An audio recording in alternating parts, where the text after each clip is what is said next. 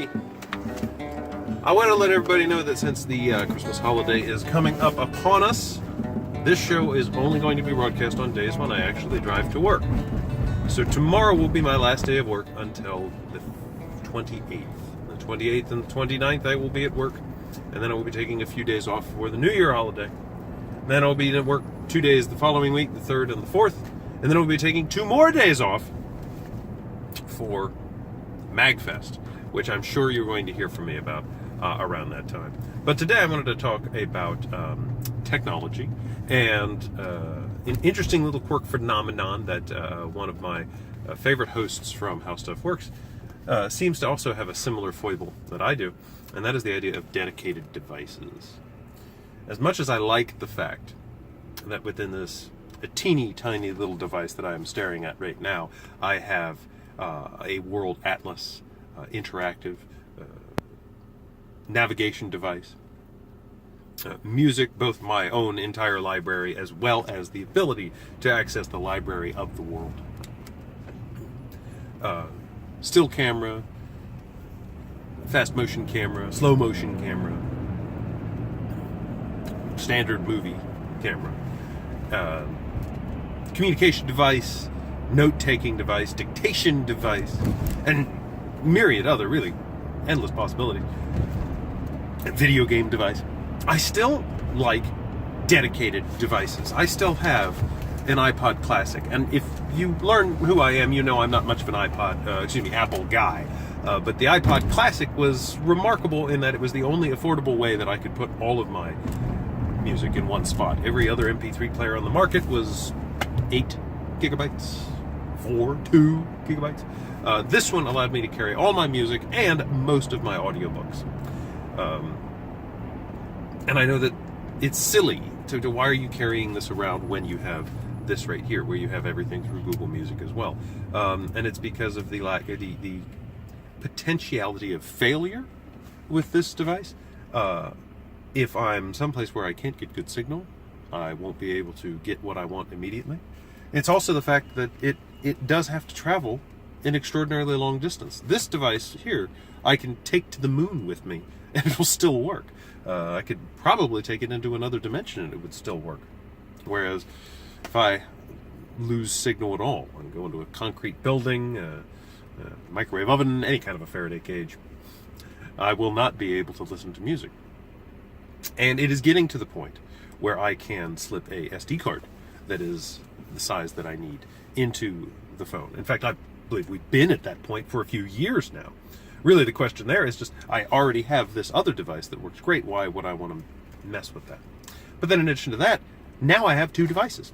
I never need to use my phone to listen to music because I can listen to music on the iPod or podcasts or audiobooks. And frankly, I'm getting kind of excited. I do not like iTunes at all. I'm looking forward to finding some new interface. So if you guys know what's a great interface for accessing all your audiobooks, your podcasts, and your music, and if we need to split them up into multiple different programs, that's great. But how are you guys listening to all your music, and how are you getting it dedicated on your own device? But really, the camera is one that I definitely can appreciate. The camera, if I'm taking a picture of something, I don't mind having everything else I do interrupted briefly. Plus, not exactly recently, but a while ago, I discovered double tap to open the camera. So you tap the home button twice, the camera opens right up. Boom. So then if ever I need to take a picture of something, it's pretty surreptitious. I don't need to tap around a whole lot. Now, in addition to dedicated devices, here's another thought. I really like physical buttons. One thing I do not like about the newer phones that I've had is that there are no physical buttons. I think my favorite electronic device of all time was my original Palm OS. I can't remember which one it was. It was the one I had before the Zaire 72. And while that thing was slow and clunky by today's standards, it was elegant and smooth and easily navigatable. Navigatable? How do you say that? Quite indefatigable. Anyway, it had a jog dial. So rather than every time I wanted to scroll through a huge list of contacts or text or Pokemon, whatever it may be, this jog dial allowed me to very simply go yep, yep, yep, yep, yep, and then the jog dial had a push button on it, kind of like the center mouse button on your normal human mice, not the Apple mice.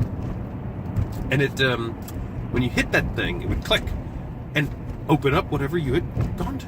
It was brilliant. With one hand, very, very easily, and it doesn't matter the size of the device. With one hand on the jog dial, you could just zip right through any huge list, and the precision on it was amazing. Scroll through a list of 500 items, get right down to the F's. All right, I'm in the F's. Just got to Francis. There it is. Boom. Hit the button. Francis would open right up.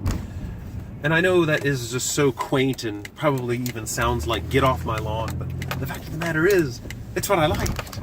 And I don't mind touchscreens too much, but context-sensitive buttons are so much cooler.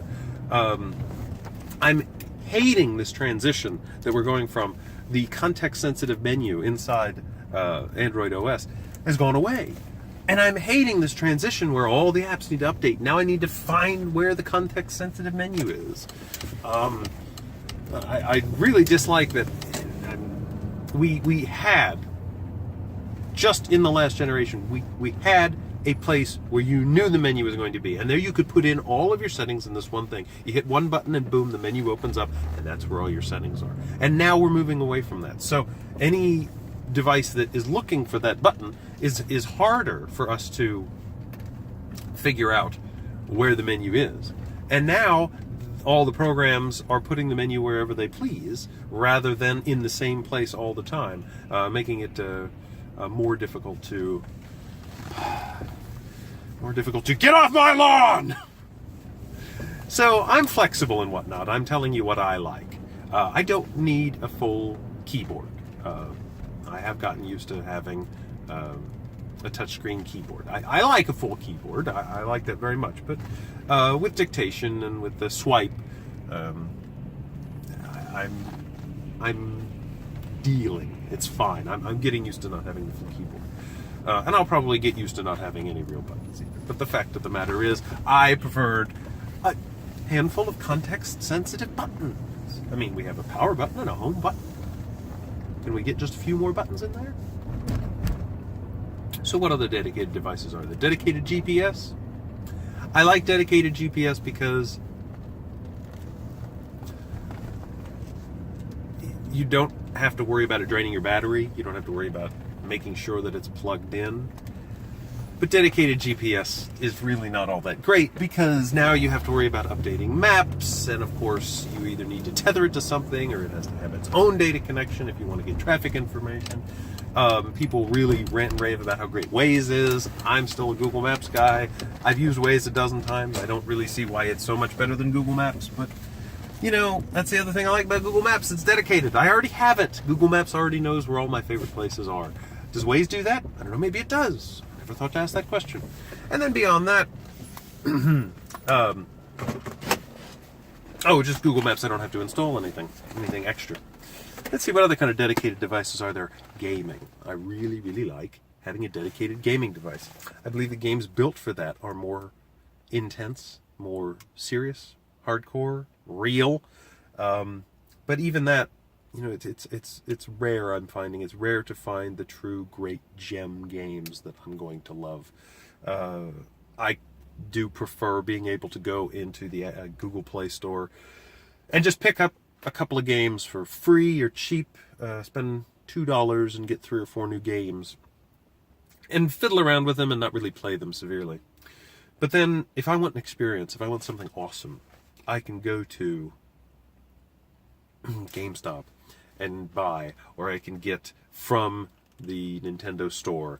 I can get something that probably costs $20 or more, but is serious and dedicated on this device, the 3DS. Or actually, I still have a PSP, and those are pretty cheap now. But there are hardly any left that are good that I haven't played. So gaming devices, I still like.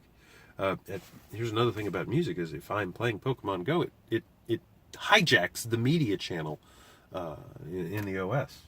So I can't turn on Pandora and then switch to Pokemon. So if I want to listen to music, I need a second device.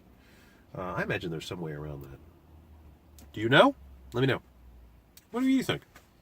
Dedicated devices. We've discussed a few of them. Some I like, all of them I like. I like them all. But some I feel like I want to stick with, and others I've relinquished. What do you think? I mean, you're still using GPS on your dashboard, or are you using it through your phone? Are you still listening to music on some other kind of device, or do you now listen through your phone? Camera? Using your phone all the time, or do you have a separate dedicated camera? And when I say separate dedicated camera, if you got an SLR, I understand where you're coming from. But here's another question. You got an SLR, if you thought about getting one of these attachments to the phone. Consideration. And then the video game devices. You a guy walking around with 3DS or a PS Vita? Anybody got a PS Vita? I don't. My PSP's a 3000. Or are you just playing Final Fantasy VI on Android? Well, in any event, let me know. I will be around tomorrow, but tomorrow is the last day before Christmas break.